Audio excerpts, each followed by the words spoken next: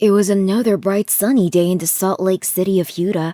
As I drove through the maze of tall buildings to my office, I parked my car in my regular parking spot of one of the buildings that made the skyline of Utah. This building was my father's prized possession and my passion. I walked into my cabin as the employees mumbled, "Good morning," as they moved aside to let me pass. I worked as the vice president, and being the son of the founder, everyone expected me to take over very soon. I nodded to my father through the glass pane as he sat with some of his employees. I looked at the varied array of flowers and gifts on my table. My birthday was next week, but our clients were already pouring in their wishes. My father had planned a party at the Grand Sika Hotel, and apart from our family and friends, he had also invited all the important people in the industry. Everyone believed that he was going to be handing over the company to me. I tried to ignore the rumors and stick to facts, however. I couldn't help but feel a tinge of excitement at the prospect. I had been working hard and had made some headlines in the past 2 years. I heard a soft knock.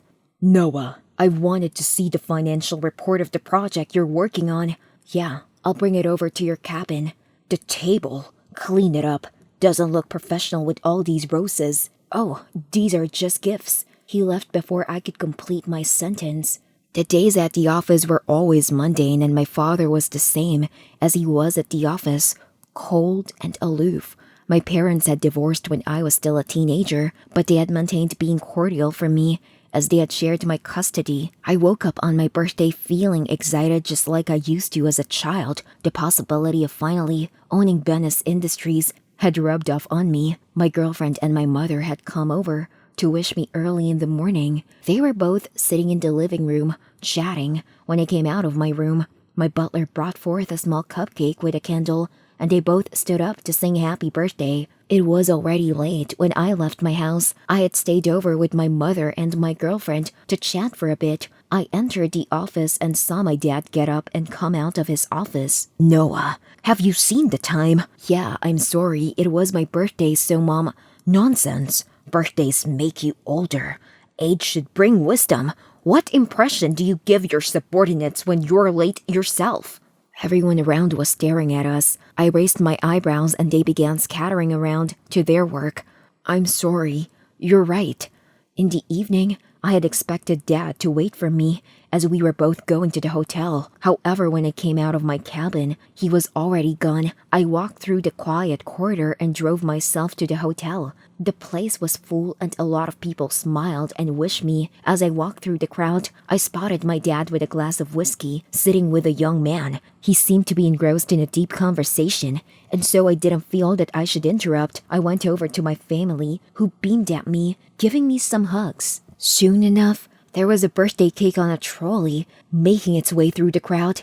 As they gasped, looking at the impressive cake, I looked at my father, who was still in conversation with a young man. He kept his glass on one of the counters and walked out to the balcony with the man. After a small celebration with a cake, I went to the balcony to thank my dad for such a lively party. However, he wasn't there. I heard him clear his throat on a microphone and turned around. He was standing on the small balcony just opposite to me. "We've all gathered here for something very important. Of course, my son's birthday." He raised his eyebrow, glancing at me. "But more importantly, the future of my company." The crowd was silent and I could hear my heartbeat. "Ladies and gentlemen, please welcome the new CEO of Bennis Industries, my son, Mr. Carter Bennis." The young man next to him came forward, raising his hand.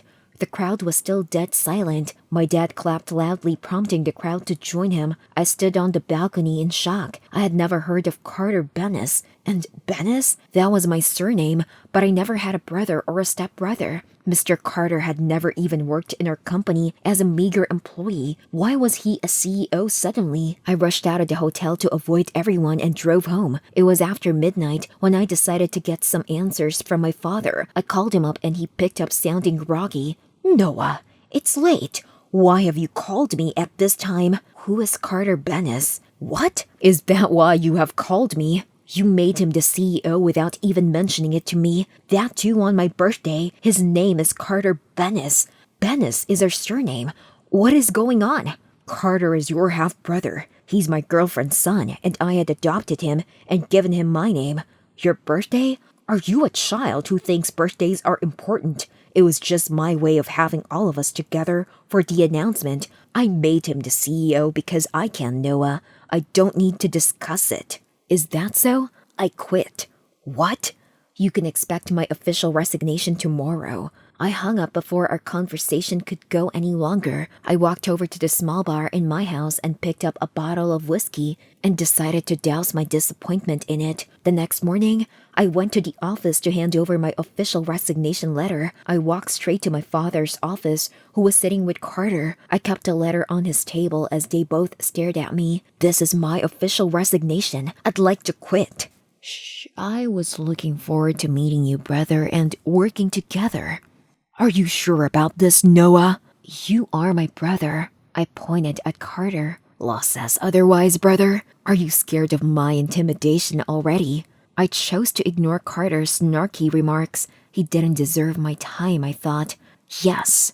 I had left the cabin door open so I knew everyone had heard us. To Carter's dismay, they all stood up out of respect as I walked out of the office. I sat in the car and heaved a sigh. I called up my close friends and family to inform them of my decision. At noon, my account was credited with all my outstanding salary, and I got an email from my father accepting my resignation. I spent the next week at home trying to decide on what I wanted to do. With the support of a few friends, I decided to start my own business and called it Hope Industries. Hope was my mother's name, and I had wasted so much time gaining my father's approval that I'd never valued my mother's approval ever.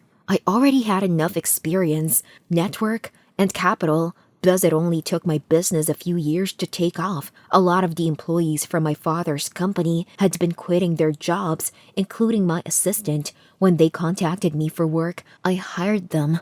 I found out that the company wasn't doing well, and to make up for the loss of expenses, Carter was cutting off people or withholding their salaries, thus pushing them to resign. I had cut all ties with my father and thus didn't know anything about him or his company, but one bright morning, as I was on my morning run, I noticed Carter's face plastered on one of the magazines. Instinctively, I picked up the magazine to read. My eyes widened at the revelation. Carter had faked his education on multiple official accounts and had gotten caught for the same. The article talked about how this had tarnished the reputation of Bennis Industries and how the future of the company seemed bleak. I smiled at the article as I had a wicked idea in my mind. The next few weeks, I used up all my connections to buy Bennis Industries anonymously. I offered a huge price, and eventually, my father or Carter were tempted to cede. I renamed it Siam Industries, my mother's middle name. My father eventually found out that it was I who had bought his company, and he attempted to connect with me again, but I didn't want to have any ties with him, personally or professionally. Just a week after the incident, I saw another tabloid mentioning my father's second divorce. According to it, my father's girlfriend had only married him for his money, and on realizing that he was going to be bankrupt, he had run off with Carter. The merger proved to be very profitable for me, as I and a lot of my employees knew how to handle the operations of the new acquisition. It wasn't hope until Hope Siam Industries had shot into the skyline of Salt Lake City, and I could see the whole city from the large window panes of my cabin. I learned a lot of things in my struggle to get here. The most important one was that hard work is never lost.